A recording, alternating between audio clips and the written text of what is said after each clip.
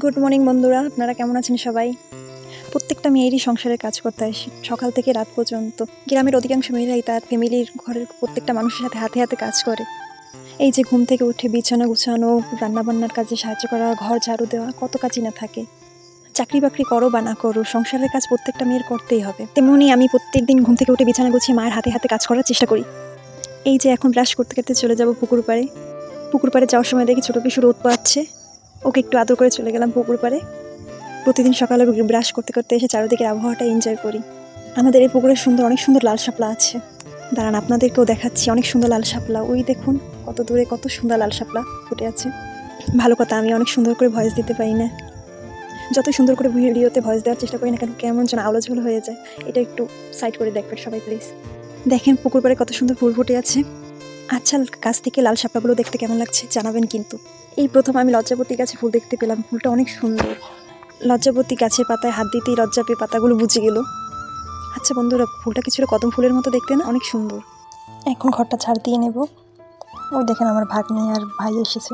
ঘরটা ঝাড় দিতে দিতে একজন বৈষ্ণব এসে পড়লো। এখন অনেক সময় ধরে সুন্দর নাম কীর্তন করলো।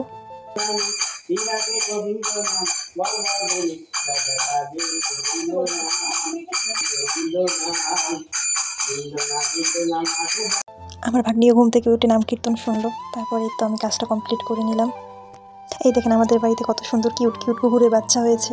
ওদের মা এখন না থাকায় তাই একটু ভিডিও করে নিলাম। এখন থালা বাসনগুলো ধুয়ে নেব।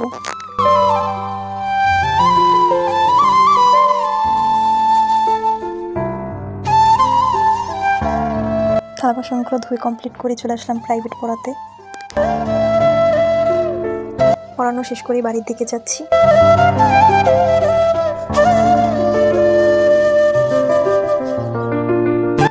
এখন ডিম সেদ্ধ করে ডিম রান্না করব। ডিম সেদ্ধ করে চুলে নেওয়া শেষ। এখন ডিম রান্না করার জন্য পেঁয়াজ আলু কেটে নেব। এখন ডিমগুলো ভেজে নেব। ভাজাটা কমপ্লিট করেই তেলে দিয়ে দেবো 2টা তেজপাতা, যেটা আমার লাইফ। তারপর দিয়ে দিলাম আলু। আর আমার রান্না কিন্তু একদমই ভালো না। আলুটা ভেজে তার ভিতর দিয়ে দিলাম পেঁয়াজটা একটু ভাজা ভাজা হলে এর ভিতরে দিয়ে দেবো আদা রসুনের পেস্ট। একটু নেড়ে চেড়ে নিয়ে এর ভিতরে দিয়ে দিলাম জল। আর জল দেওয়ার পর সব ধরনের মশলা দিয়ে কষিয়ে নেব মশলাটা। এদিকে আমি আমার বিড়ালের দিকে তাকিয়েছিলাম, দেখুন কিভাবে ঘুমাচ্ছে। এদিকে ঝোলটাও ফুটে উঠেছে। এখন ডিমগুলো দিয়ে কত সময় জাল দিয়ে নামিয়ে নেব।